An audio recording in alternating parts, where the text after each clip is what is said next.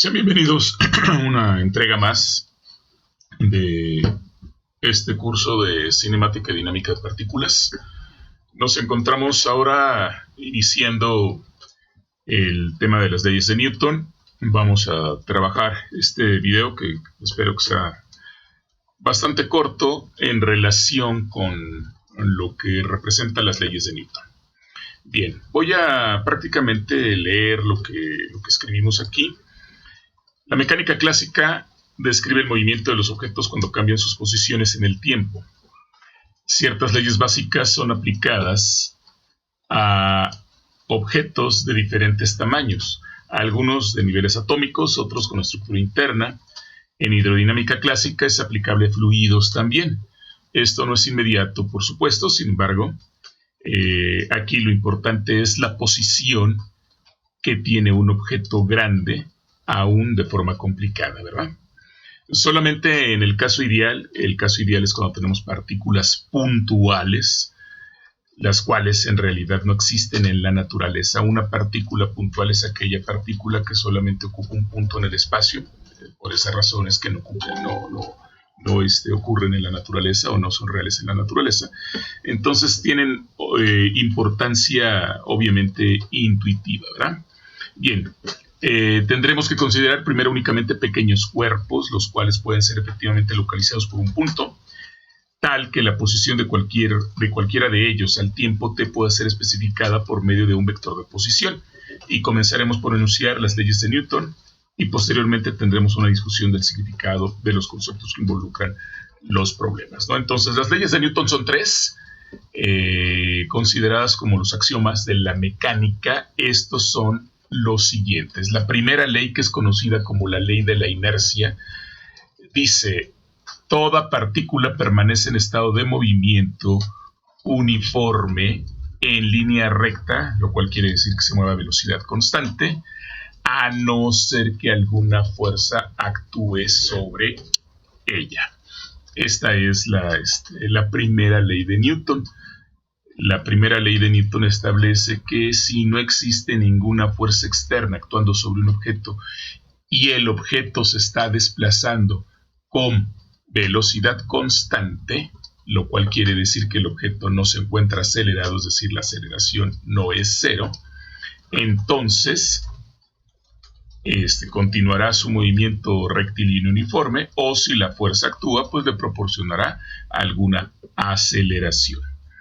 Bien, la segunda ley de Newton dice de la siguiente manera: si una fuerza actúa sobre ella, es decir, una fuerza externa, y la partícula tiene una masa m, como consecuencia esta se desplaza con velocidad v, y entonces debe cumplirse que F es igual a la derivada con respecto al tiempo de m por v. M por v es una nueva propiedad que vamos a definir como el momento. Entonces, la derivada del momento con respecto al tiempo me da el valor de esa fuerza, donde P es igual a m por v. V es la velocidad, m la masa de la partícula, P es el momento, y es el momento lineal, o también llamada cantidad de movimiento, P. Si m es independiente del tiempo, pues entonces m puede salir de la derivada, y lo que obtenemos es igual a que la fuerza es igual a la masa por la derivada de la velocidad, que se convierte entonces en la aceleración. Sí. Esto es estrictamente la segunda ley de Newton. Ahora, la primera ley dice que actuaría la partícula moviéndose en una línea recta, a no ser que alguna fuerza actúe sobre ella. Bueno, la fuerza se define en la segunda ley, y posteriormente tenemos la tercera ley, que dice que si una partícula actúa sobre otra partícula 2, una partícula que etiquetamos con 1 actúa sobre una partícula 2, con una fuerza que se llama la fuerza que ejerce la partícula 1 sobre la partícula 2 en dirección de la línea que une a las partículas, ¿sí?, a la partícula 1 con la partícula 2, entonces actúa una fuerza F2.1 en dirección contraria, ¿verdad? Que sería la fuerza F1.2, pero con signo negativo. En otras palabras, existe una reacción, ¿sí? Igual y opuesta a la acción. ¿Cuál es la acción? Esta es la acción, la fuerza que ejerce la partícula 1 sobre la partícula 2 es la acción. ¿Cuál es la reacción? La fuerza que ejerce la partícula 2 sobre la partícula 1, que es exactamente igual en magnitud, pero con un signo contrario y en la misma línea que une a la distancia de separación entre las dos partículas. ¿Correcto? Esta es la tercera ley de Newton, es la ley de acción y reacción. La segunda ley de Newton es la ley de causa-efecto y la primera ley de Newton es la ley de la inercia. Estas son las tres leyes de Newton. Está todavía la siguiente ley, que es la ley de gravitación universal, que también fue descubierta por Newton, pero bueno, aunque esta habla de fuerzas, pero no entra dentro del paquete completo de lo que se conoce como las leyes de Newton. Bien, entonces hasta aquí esta es el enunciado, un poco la explicación de las leyes, y ahora hay que tomar en cuenta pues algunas consideraciones que tenemos por aquí, porque sí es importante que consideremos algunos puntos para que no trabajemos pues en balde, ¿verdad? ¿Sí? ¿Cuáles son estos puntos que tenemos que considerar? Aquí pues son algunos puntos pues relativamente importantes, ¿verdad? Punto número 1. Para que las leyes de Newton tengan validez, es necesario establecer un sistema de referencia que sea inercial. Es decir, las leyes de Newton van a funcionar única y exclusivamente en sistemas de referencia inerciales. En sistemas de referencia no inerciales no podemos hablar de que existan fuerzas. Entonces, para que podamos hablar de fuerzas, necesitamos garantizar que el sistema de referencia sea un sistema de referencia inercial. Bien, un sistema de referencia inercial es si se mueve con rapidez constante, es decir, si el sistema se está moviendo con velocidad constante o con rapidez constante, entonces decimos que el sistema es un sistema de referencia inercial. Caso también es similar al hecho de que la aceleración sea cero. Si la aceleración es cero, quiere decir que la rapidez del sistema de referencia es constante. Solamente cuando el movimiento de los objetos se realiza dentro de un marco de referencia inercial tienen validez las leyes de Newton. En sistemas de referencia no inerciales no es válido hablar de las leyes de Newton o hablar de fuerzas, ¿no?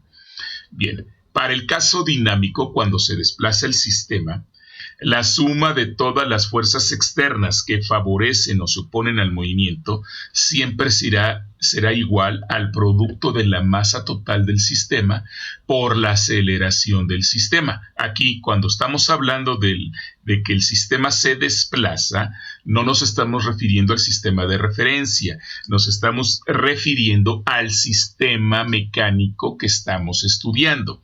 Es decir, si es un solo objeto el que se está moviendo, el sistema, ¿quién es? El objeto, y entonces el objeto al desplazarse quiere decir que hay una suma de fuerzas externas que están favoreciendo el movimiento o que están oponiéndose al movimiento. Y la suma de esas fuerzas externas, entonces siempre, toda la vida va a ser exactamente igual a la masa del sistema, que sería la masa del objeto, multiplicado por la aceleración del objeto. Entonces, esta es una consideración importante, ¿verdad? Sí. Dicha aceleración desde luego tiene que ser cero. Si el sistema se desplaza con una rapidez variable en el tiempo, entonces su aceleración será distinta de cero, ¿sí? Puede moverse también el sistema con una rapidez o con una velocidad constante. Si el sistema se mueve con una velocidad constante, su aceleración será cero, por lo tanto la suma de fuerzas tendría que ser exactamente igual a cero. Entonces, pero sigue siendo un caso dinámico. ¿Qué quiere decir? Que el sistema se sigue moviendo, se sigue desplazando. Tenemos un caso distinto que es el caso estático. El caso estático quiere decir que no hay movimiento, que está quieto. Para el caso estático, cuando está quieto el sistema, la suma de todas las fuerzas externas que favorecen o se oponen al movimiento siempre sería igual al producto de la masa total del sistema por la aceleración. Pero por ser el caso estático, la aceleración del sistema en este caso será cero, por lo que la suma de fuerzas será cero. Pero estamos en un caso estático. El caso dinámico puede tener aceleración cero porque su velocidad es constante. En el caso estático, la aceleración es cero porque no se mueve, porque está quieto. Esta es la diferencia entre los dos casos. Es importante establecer esta diferencia porque trataremos con problemas que sean dinámicos, con movimiento, pero con aceleración cero, o problemas que sean estáticos, quiere decir quietos, y evidentemente con aceleración cero, ¿verdad? Bien, hay distintos tipos de fuerzas que actúan sobre los objetos. Existen distintos catálogos. Los primeros son las fuerzas internas o externas al sistema, ¿sí? Dentro de las fuerzas internas podemos hablar de las fuerzas de corto y de largo alcance. Las de corto alcance son las fuerzas nucleares, por ejemplo, son de muy corto alcance porque solamente tienen influencia en el núcleo. Esto ocurre tanto como para la fuerza débil, nuclear débil, como para la fuerza nuclear fuerte. Solamente dentro del núcleo existen el alcance de estas fuerzas. Sin embargo, una fuerza de largo alcance puede ser la fuerza electrostática porque el electrón está fuera del núcleo y el electrón está dando vueltas alrededor del núcleo, y quien mantiene al electrón dando vueltas alrededor del núcleo es justamente la fuerza electrostática, ¿sí?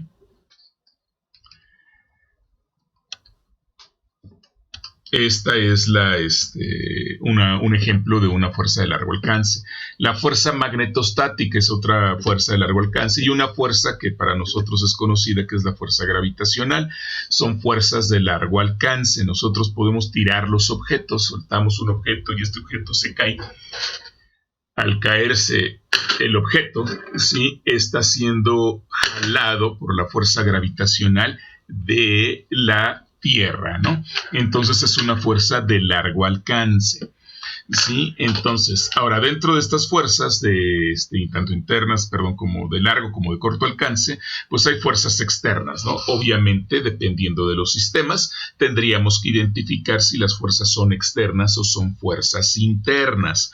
Por ejemplo, una fuerza interna, yo no puedo agarrarme del cabello y jalarme para levantarme de esta silla, ¿sí? Porque la fuerza que yo estoy aplicando al jalarme del cabello es una fuerza interna a mi sistema, es una fuerza interna porque soy yo mismo el que se está jalando. Sin embargo, esta fuerza que yo pueda tener en mi brazo, en mi mano, si yo pesco del cabello a otra persona y la jalo, yo ya soy una fuerza externa a aquella persona, y entonces sí la puedo levantar, ¿sí? Sí la puedo levantar porque ya mi fuerza es una fuerza externa al sistema que estoy tratando de mover. Entonces, por eso es importante. Todas las fuerzas internas en cualquier sistema no van a producir movimiento. Solamente producen movimiento las fuerzas externas al sistema, ¿sí? Para que este objeto yo lo pueda desplazar y se pueda mover, evidentemente mi mano es una fuerza externa que se está llevando al objeto de un lugar a otro. Dentro del objeto hay fuerzas de carácter nuclear, hay fuerzas electrostáticas, pero son internas, y esas fuerzas internas jamás harán que el objeto por sí solo se pueda desplazar. Esta es la diferencia entre fuerzas internas y fuerzas externas. Muy bien, nosotros trabajaremos con fuerzas de contacto como la tensión, la fuerza normal, la fuerza de fricción. Esta es una fuerza de contacto. Esta última es una fuerza disipativa. Una primera razón por ser una fuerza disipativa es porque se opone al desplazamiento. Esa es una primera razón. Ahora, lo contrario a tener a una fuerza disipativa es tener una fuerza conservativa.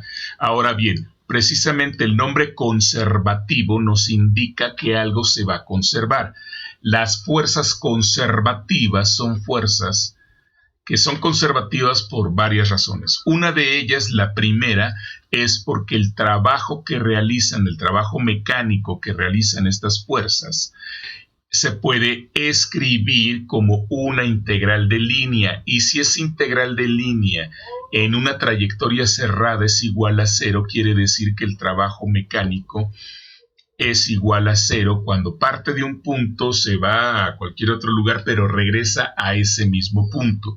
Por lo tanto, esa fuerza es una fuerza conservativa. También es conservativa porque conserva una cantidad que es precisamente la energía, ¿sí? Ahora bien, como les decía, lo contrario a una fuerza conservativa es una fuerza disipativa. Eso quiere decir entonces que las fuerzas disipativas no conservan la energía, sino que lo que hacen estas fuerzas disipativas es precisamente disipar, hacer un gasto de energía. Por lo tanto, la fuerza de fricción es precisamente una fuerza disipativa porque lo que va a hacer es consumir energía, transformar esa energía en calor y el calor generalmente se pierde. La energía que se puede aprovechar es el trabajo. Por lo tanto, mientras haya fuerzas disipativas en un sistema, habrá pérdidas por calor, que es el famoso efecto Joule. Bien. Correcto, entonces hay fuerzas conservativas donde el concepto de fuerzas conservativas se verá evidentemente en el siguiente curso. Esto que les hablé de la integral de línea, pues evidentemente se verá posteriormente, ¿no? Otra fuerza con la que trabajaremos es el peso. El peso de los objetos es una fuerza que es justamente la fuerza con la que la gravedad nos está jalando, ¿sí? Esta es la fuerza con la que la Tierra trae a los objetos hacia ella, es decir, la fuerza gravitacional, que los objetos que tienen una masa m son acelerados con aceleración igual a g. Sin embargo, pues a veces aquí nos confundimos entre el peso y masa, ¿verdad? La masa es esta es la masa es una propiedad intrínseca del objeto. Y el peso ya es una fuerza porque la masa ya va multiplicada ¿por quién? Por la gravedad. Entonces por eso ya decimos que es el peso una fuerza y la masa es precisamente una propiedad intrínseca de la materia. Muy bien, pues hasta aquí esta revisión tan breve, tan sencilla, tan tranquila en relación con las leyes de Newton, y nos vamos a ir a resolver un problema para que vean cómo actúan las leyes de Newton, ¿no? Dice problema número 1, dice un par de bloques de masa M1 igual a 3 kilogramos y masa M2 igual a 2 kilogramos están unidos por una cuerda, como se muestra en la figura.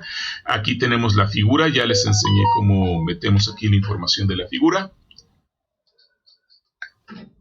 Entonces, aquí está, ¿verdad?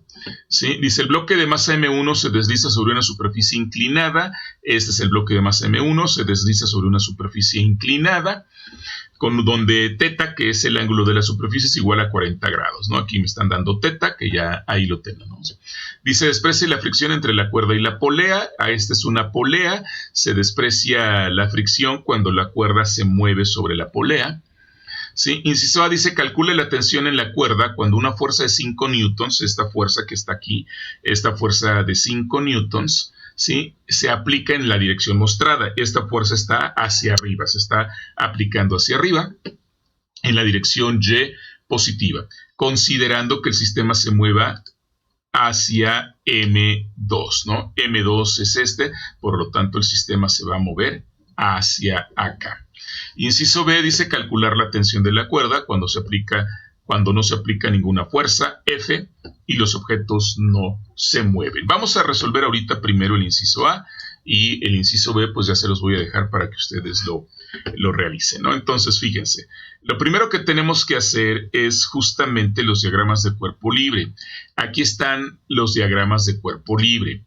Los ejes que aparecen aquí sería el eje Y, el eje menos y, el eje x y el eje x, quiere decir que este objeto se va a mover en la dirección x. Ahora, yo he puesto aquí, fíjense, este es mi sistema de referencia, la línea roja que yo puse aquí es mi sistema de referencia, quiere decir que el sistema se va a mover en esta dirección, por lo tanto, cuando este objeto se mueva así, esta es la dirección x. Y cuando este objeto se mueva así, esta también es la dirección X.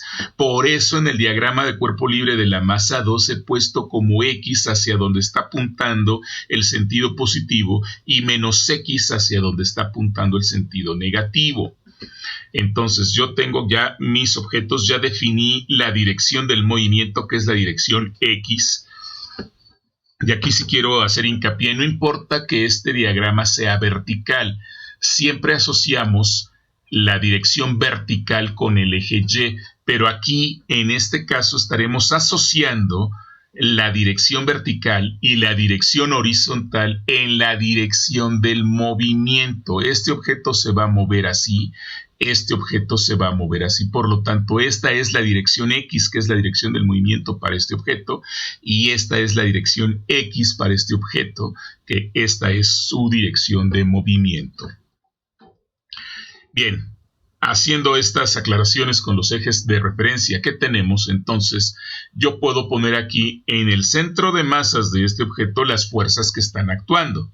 Y aquí está actuando la tensión, que es la tensión de la cuerda, está actuando la fuerza F y está actuando el peso del objeto que está apuntando hacia abajo.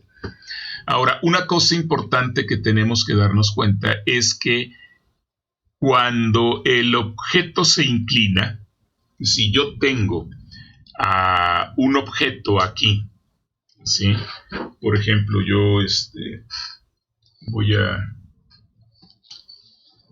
tomar esta libreta para que la vean, ¿sí? Aquí tengo el objeto vertical y aquí tengo yo la normal, ¿sí?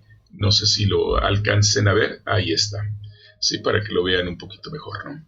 ¿Sí? Cuando yo inclino el objeto, fíjense, ahí está inclinado, ¿qué le pasa a la normal? La normal se inclina el mismo ángulo que se inclina el objeto, ¿sí? Exactamente el mismo ángulo. Por lo tanto, ¿qué quiere decir esto? Quiere decir que la normal, ¿sí? La normal, aquí no dibujé la normal, pero aquí debería de ir una normal, ¿sí? Está presente también, aquí le hace falta una fuerza normal, y la normal va en la dirección Y, ¿sí? Y entonces la normal se ha separado de la vertical es la dirección vertical completamente, el mismo ángulo θ que está inclinado el plano en cuestión. Por lo tanto, entonces ya tengo identificadas mis fuerzas. Ahora, el peso se desplaza también de la vertical, ¿sí? Se desplaza un ángulo θ. En el caso del objeto 2 solamente tengo la tensión, que es la que hace que el objeto esté colgando, y el peso, que es la que está porque están dentro de un campo gravitatorio los dos objetos, ¿no? Entonces, muy bien, mi sistema está conformado por el objeto, la cuerda y otro objeto, es decir, son dos objetos, la cuerda que pasa por una polea, pero la polea en este caso no ejerce fricción y la cuerda no tiene masa tampoco, ¿no? Entonces este es mi sistema. Ya identificamos el sistema, ya identificamos la dirección del movimiento, ya colocamos el sistema de referencia, ¿correcto? Entonces el manejo del sistema de referencia para cada cuerpo ya lo expliqué, y ahora el ángulo que hace el plano inclinado con lo horizontal es el mismo ángulo que hace la fuerza normal del plano, del objeto sobre el plano con la vertical, que es lo que acabo de explicar.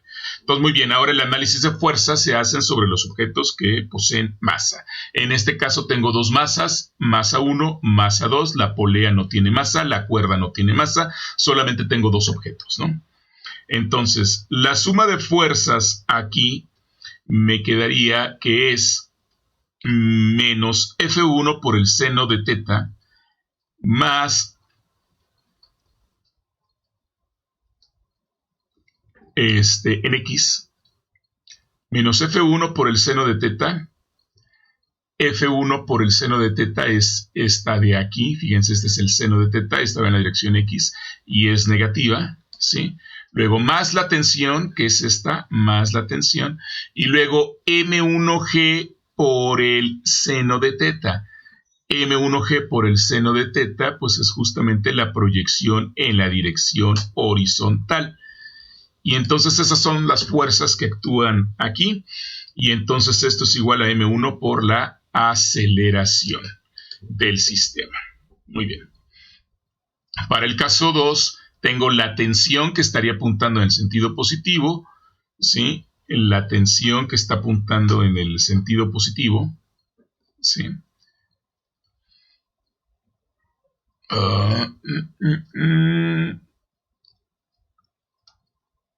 Menos M2G, y como el sistema se mueve hacia abajo, me quedaría M1 por A, ¿sí? Entonces, aquí si quieren vamos a que pongamos bien los signos. Esta fuerza está apuntada en el sentido positivo, por lo tanto, esta fuerza tiene que ser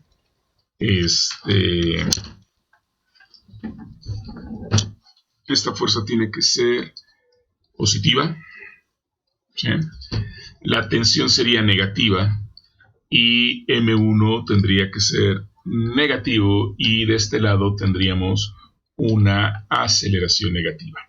Lo mismo tendríamos el cambio aquí, que esta sería una tensión positiva.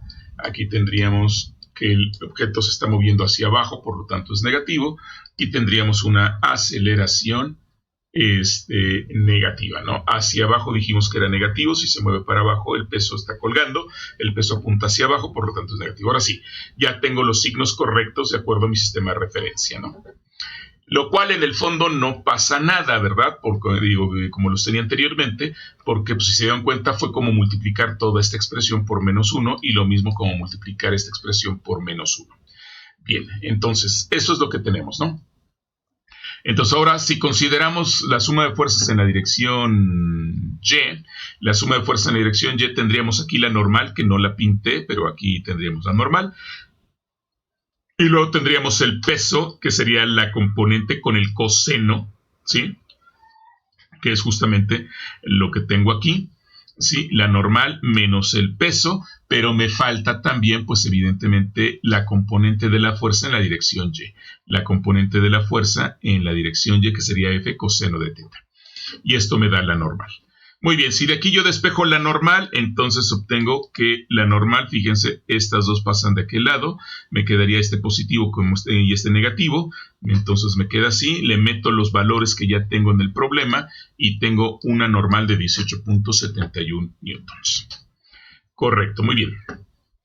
Ahora, de esta expresión puedo pasar este término hacia acá y todos los demás términos pasarlos para acá. O puedo hacer otra cosa también interesante. Puedo sumar 3 y 4. Fíjense, si sumamos 3 y 4, se me va a cancelar la tensión con la tensión. Y me va a quedar F seno de teta, ¿sí? Menos M1G seno de teta, menos M2G, y me va a quedar menos la aceleración por la suma de las masas, que es el término que yo tengo aquí, ¿sí? Ahora, esta F seno de teta, pues me va a quedar, ya con el signo negativo, me va a quedar negativo de este lado. La G me va a quedar positiva las dos y la aceleración ya me quedaría positiva. Por lo tanto, de aquí yo ya puedo despejar la aceleración y entonces tendría justamente el valor de mi aceleración.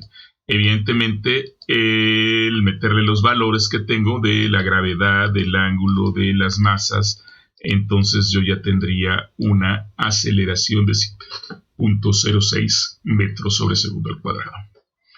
Entonces, una vez que hemos obtenido la aceleración, podemos despejar la tensión de cualquiera de las ecuaciones. Entonces, si la despejo de la ecuación 4, entonces fíjense que la ecuación 4, ¿qué es lo que tengo? Tengo que la tensión es esto, entonces la tensión la tengo que pasar como la gravedad menos la aceleración. Fíjense, aquí está. La gravedad menos la aceleración multiplicada por M2. Como ya tengo la aceleración, sustituyo y me da una tensión de 5.5 newtons. Ahora, para verificar, pues lo hago a través de la segunda ecuación. Ya conozco la aceleración, entonces este término lo paso para acá, ese término lo paso de este lado, y me quedaría que la tensión es igual a F seno de teta más M1 la aceleración, M1 la aceleración, F seno de teta menos M1 G seno de teta. Le metemos los valores, ¿sí?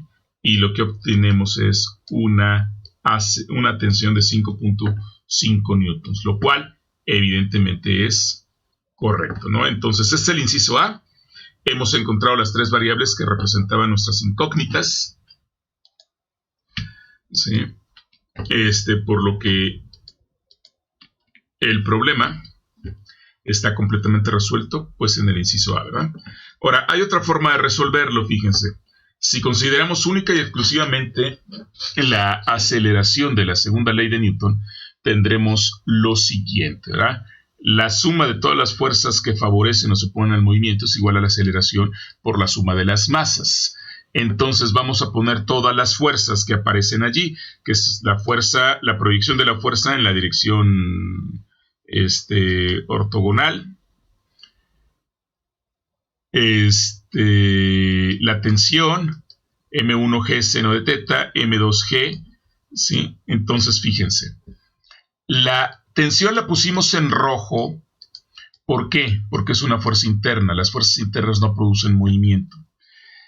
F seno de teta y la normal, o más bien estas fuerzas, las que van con el coseno de teta y la normal, son fuerzas que son ortogonales a la dirección del movimiento, es decir, que están formando un ángulo de 90 grados con la dirección del movimiento.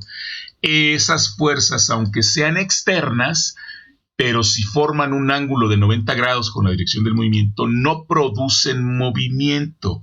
Las únicas fuerzas que producen movimiento son aquellas fuerzas que favorecen o se oponen, es decir, paralelas o antiparalelas. F seno de teta es una fuerza paralela. MG es antiparalela y esto es paralelo. Por lo tanto, entonces las únicas fuerzas que yo debo de considerar son estas.